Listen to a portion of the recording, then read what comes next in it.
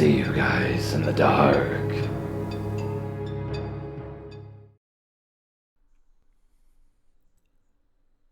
As a female who's been on the game for 15 years now, I've met a load of creeps, but only a few only made me feel unsafe.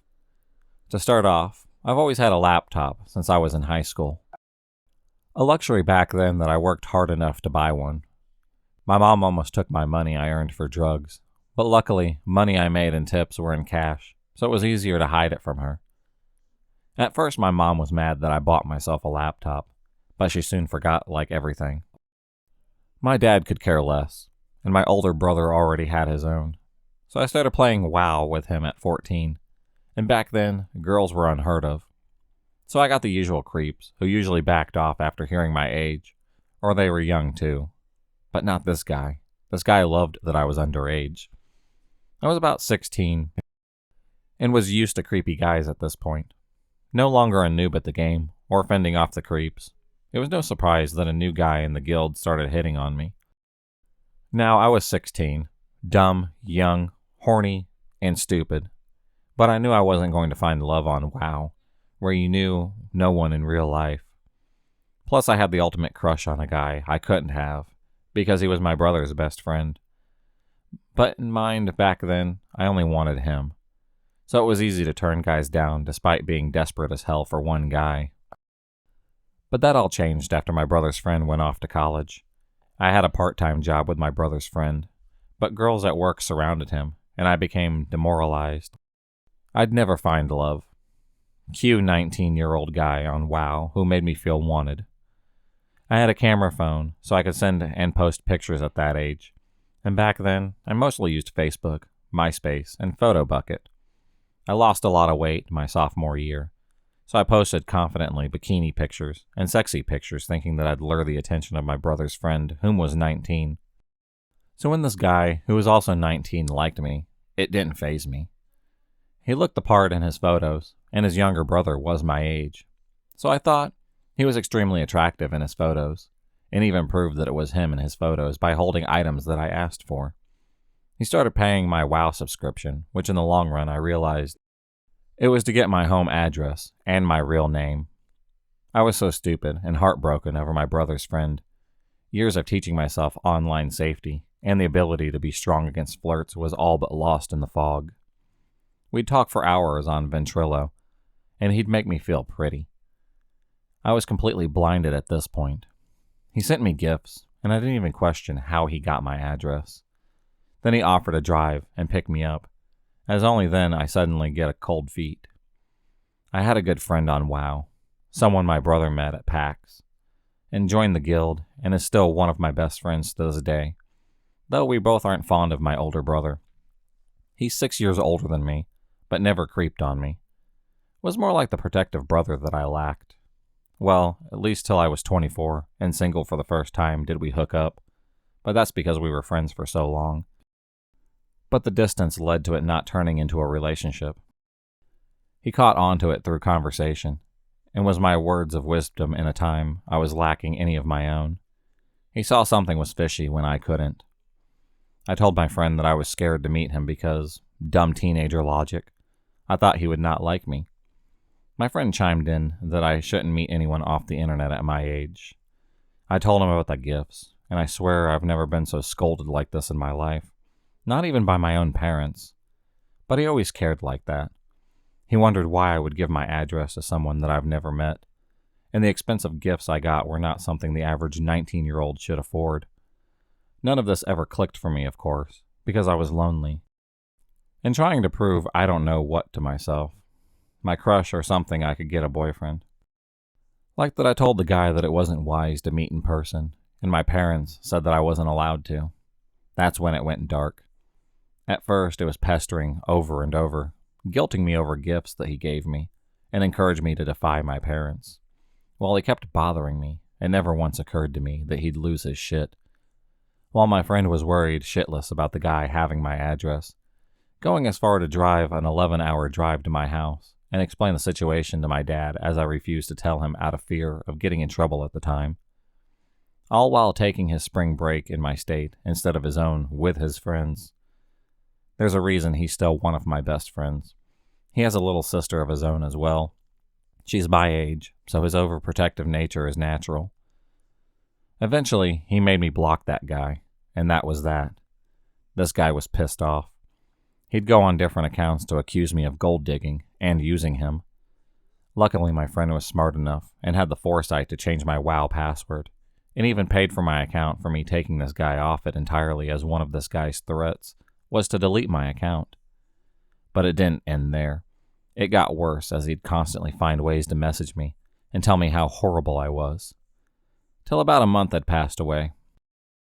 I was walking home from school, about a 2-mile walk in wealthy suburbs in New England, which I had done for many years. Many kids did, as it was a very safe town, with no crime in it, or surrounding towns. Without a second thought, I took off with my 100-pound backpack. Maybe I overestimated a little. Put my headphones in, and started my 20-minute walk home.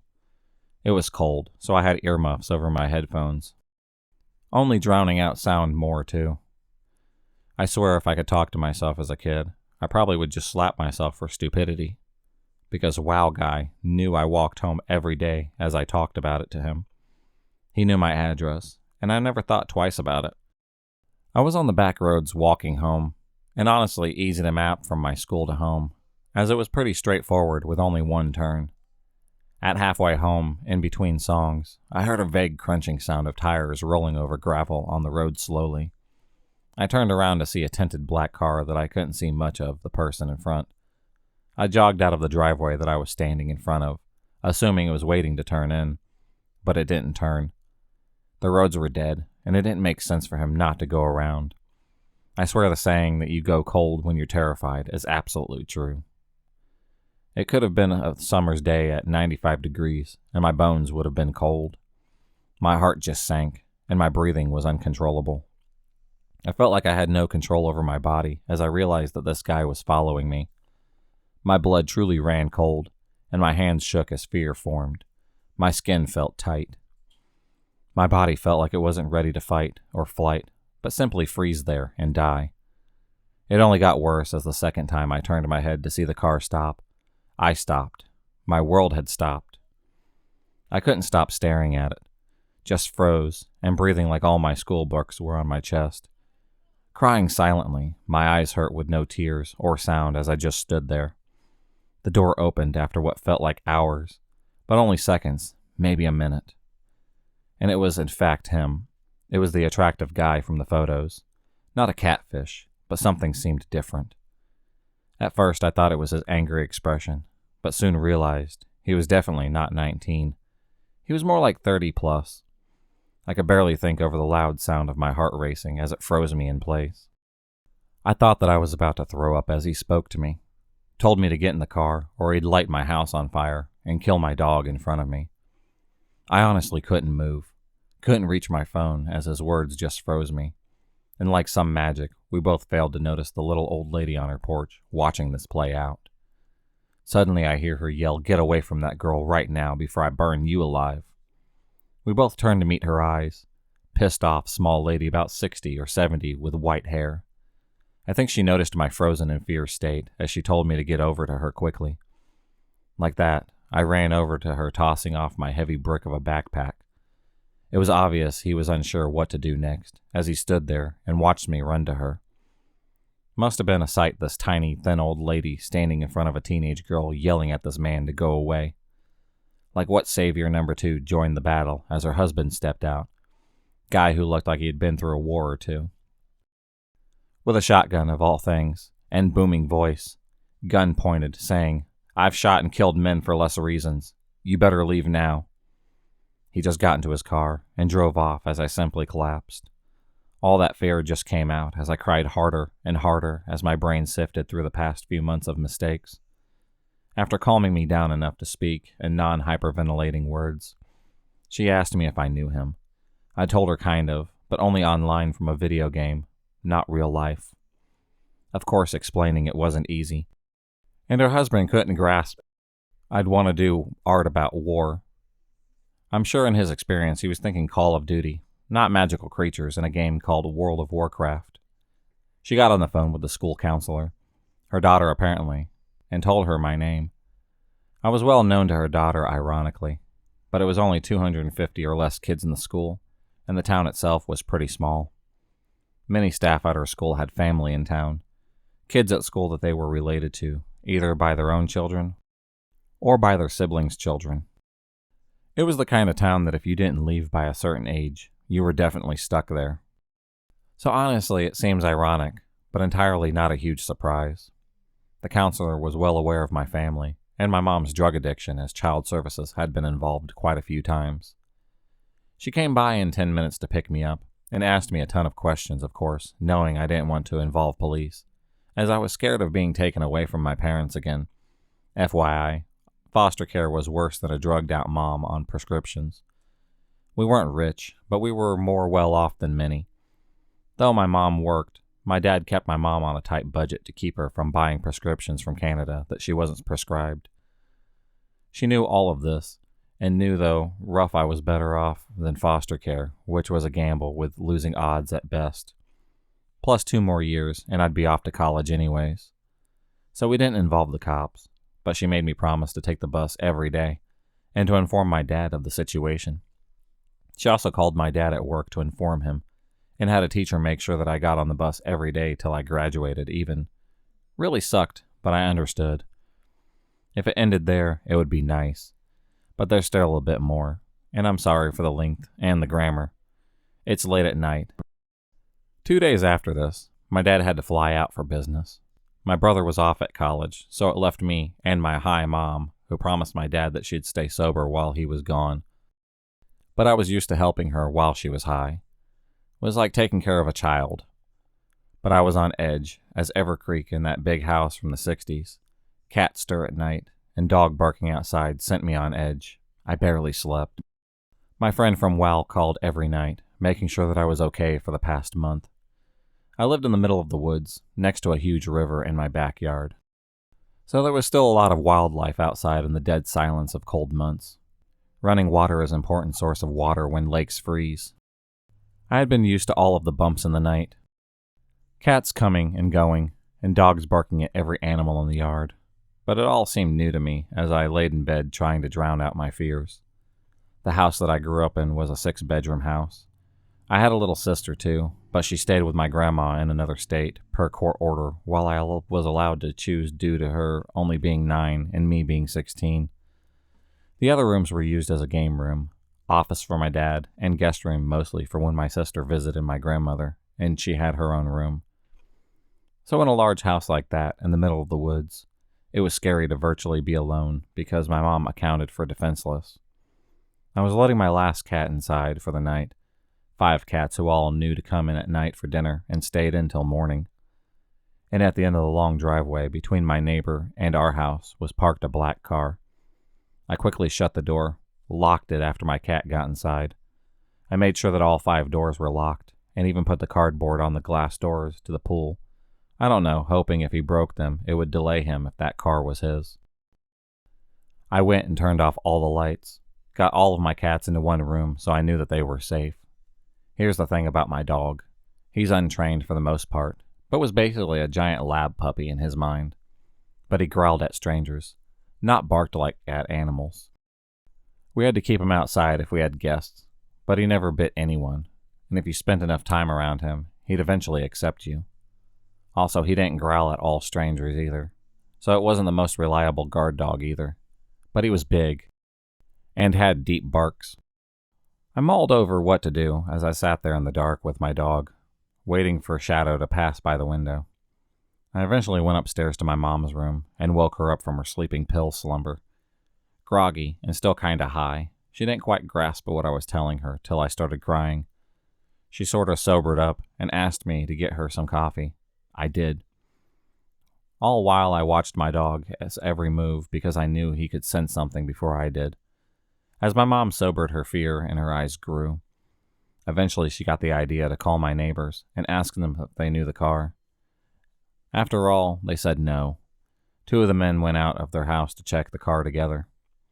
The car was empty. At closer inspection, though, they noticed that it was a newer car, a Lexus, and in the passenger seat was a laptop. The car was locked, but with a flashlight that you could see somewhat into the tinted windows. They never told us why, but something they saw in the car prompted them to call the local sheriff. Only one, and he lived in town sort of thing. We were too small to have a police department.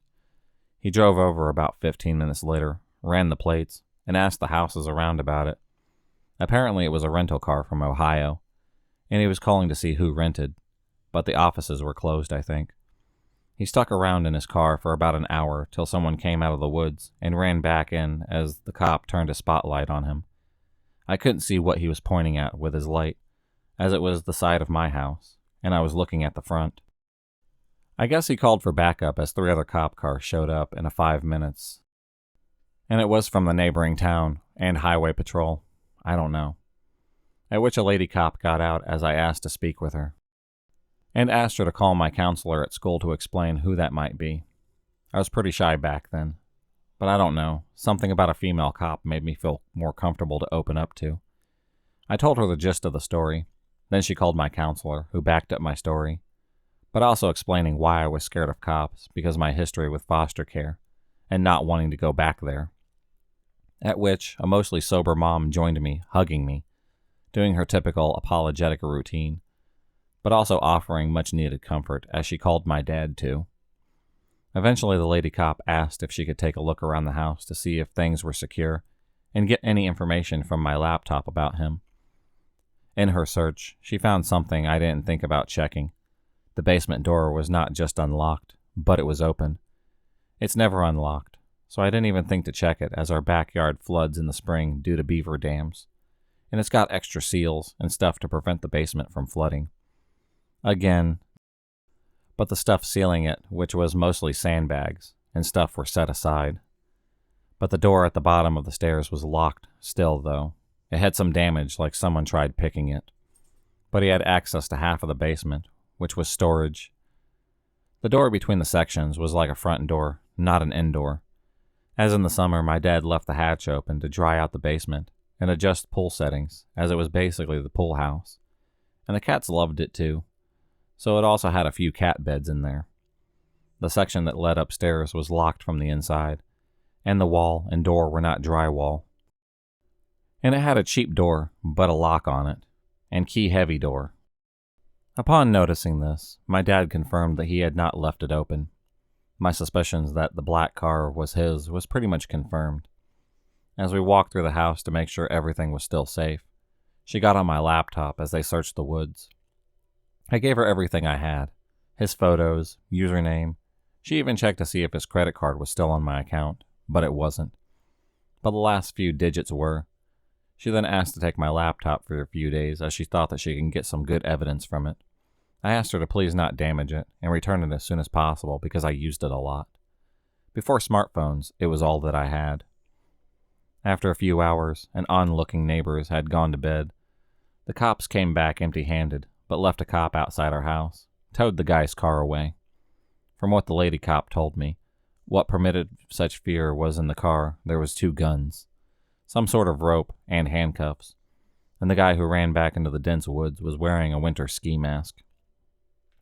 So eventually, I try and lay down, go to sleep, but pretty sure I was going to call out sick tomorrow, and kept all of my cats inside for the day. I was too restless to sleep. Every sound made me so scared. My mom slept with a dog in her room. I'm very allergic to animals, but less to cats, as I kind of built up a tolerance to cats, but not dogs. And my cats slept in my room most nights by choice, as my room was usually the warmest. At around 3:30 a.m., I heard a knock at the back door, and a guy say, "Undercover police officer, open up." I was still awake as I walked downstairs to make out a guy standing in the dark with a gun. As he saw me, he demanded that I let him in now, as he needed to speak with me. Something felt off. My gut knew it before I did that this guy's voice seemed forced, like someone purposely making their voice deeper. And why was he at the back door? So I turned on a light outside, and sure enough, it was him. I just screamed, and as quickly as I screamed, he started hitting the door hard. Wasn't a very loud horror movie scream, but more like a gasp kind of scream. I don't think the fear in my body had a loud scream to let out. but the banging was pretty loud as I ran to the front to see if the officer was still outside. He was, but he wasn't getting out of his car. I didn't want to run outside, as I'm not a fast runner, so I turned the porch lights on and off a couple of times. Still nothing. After a minute, my dog came bolting down to the door, barking and growling, nearly foaming at the mouth. Soon followed by my mom, who yelled that she had a gun. She didn't, but bluff is bluff. Somehow during all of this, the cop outside had snuck around back, and his gun was pointed at him, yelling to put his gun down. I hid as the rest went down, but he was arrested. No need to attend trial, and my statement was enough. Come to find out, he wasn't even American. The car was rented under his friend's name, and after all was done, he was deported back to Canada. I assumed something with his passport would prevent him from coming back to the United States as the cop reassured me he wouldn't come back to the United States now. I don't know what exactly he was charged with, but I think my dad said something activated assault with a deadly weapon. Attempted kidnapping, and maybe something else. And it also turned out that he was 32 years old, not 19. So I assumed that me being a minor carried a charge. And life moved on from there.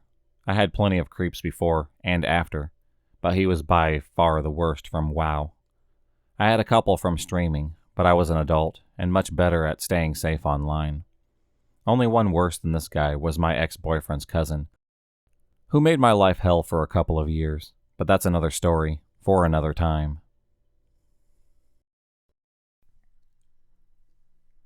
I'm a female in my early 20s, and I generally live alone. Occasionally I'll bring home a girl from the bar, but I'm not in a relationship, so it's never the same gal, and it's never on a regular basis. Anyways, my apartment is pretty decent sized. The front door of the apartment opens up to a parlor with a doorway to my kitchen, and a doorway to a hallway. At one end of the hallway, connected to a parlor, is my bedroom, and at the other end is a small laundry room. Then off the laundry room is the living room. The only windows are in my bedroom, the laundry room, and the living room. Typically, I keep all my lights turned off, except for the room I am currently in. This happened yesterday. My brother had phoned me in the morning, telling me LA Noir was on sale on Steam, but it was a daily summer deal. I hadn't been at my desktop all day, so all day I had been putting off buying, but it was a game that I really wanted. So when it was just about time for the sale to end, when I realized that I hadn't bought it yet. My apartment complex is really old and has wood floors. There's a spacing between each floor, so when I walk, it kind of echoes through the house. I was in the living room area on the couch, on my laptop like usual, when I thought I heard the door open. I just figured that it was one of my 6 cats, and continued on my laptop. So I didn't think anything of it. Then I looked at the time, and remembered that I had forgotten to buy the game. I bolted from the couch, and ran through the laundry room. Sounding like a herd of elephants, I'm sure, due to the age of the apartment complex. Though I passed the hall, and as I passed the door opening to the parlor, I heard a huge crash against the floor. It creeped me out, so I continued to my room to grab my cell phone and a pocket knife. I called out, "Get out of my house, fucker," but there was no response, at all. However, as I began walking out of my room to the door leading to the parlor, I heard someone, scratching against the floor. I walked quickly into the parlor and turned on the light to see a very large man. He was very tall and very bulky muscles, scrambling from the floor and out my door. A neighbor who had heard the crash was out in the hallway. We called the police. We're awaiting response to see if they caught him or not. It was definitely scary. Definitely makes me want to lock the doors at all times. Normally I don't because I know all my neighbors, and I'm at the end of the hall, so I never considered someone coming through the complex and robbing the furthest apartment from the lift staircase. It was a hot and balmy summer night. I was 13 years old and was biking around my neighborhood, trying to enjoy my time outdoors before curfew. I met up with some older friends at the nearby convenience store who were waiting outside for a cool adult who would buy us cigarettes. Some weirdo-looking guy approached from the darkness of the empty parking lot behind the store and asked us if we needed cigarettes. My friends were enthused that this guy didn't need us begging or coaxing. He bought them with his own money and proceeded to hang out with us. while he chain smoked a few with my friends. The whole group of my friends ride away together, bored with the old guy's stories. I myself needed to be home, but I continued speaking to him, mostly because I felt sorry for him, being around 40 years old and wanting to hang out with teenagers. I told him that I had to get home.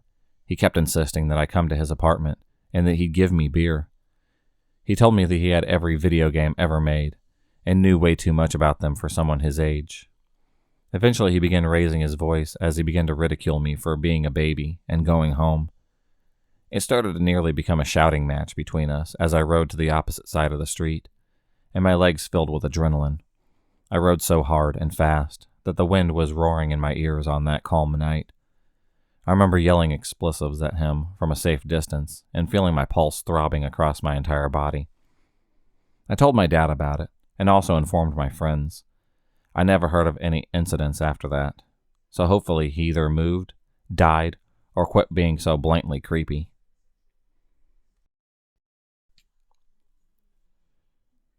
There's a really, really neat video game store near my house. Seeing as it's within biking distance, and summer, plenty of free time. I've been window shopping there about twice a week. Yesterday, however, I ran into someone I can barely describe as an interesting individual. At first, he didn't seem too scary. In his 20s, well-groomed, average enough. He looked like he could have been friends with my older brother. So I figured I would be safe enough being in the same aisle as him. You know, you have the prettiest hair. I just kind of nodded, said thanks, the usual stuff. I dyed it green on a whim, and I'd been pretty used to getting comments on it. It looks like pollutinous. He continued on, which he apparently took as an invitation to go into an elaborate detail of how much he wanted Palatina to shit on his face, along with several other fictional women. I just kind of froze, focusing on the shelves and pretending that he wasn't describing getting crapped on like it was the greatest thing in the universe. Before he could finish, he caught on that I wasn't listening, sighed like he was disappointed, and then left. 20-year-old guy with the scat fetish. I don't want to ever talk to you again. Please leave me alone. If you enjoyed this video, please subscribe, like, and hit the bell for notifications on future videos and become a stalker of the night. And I'll see you next time.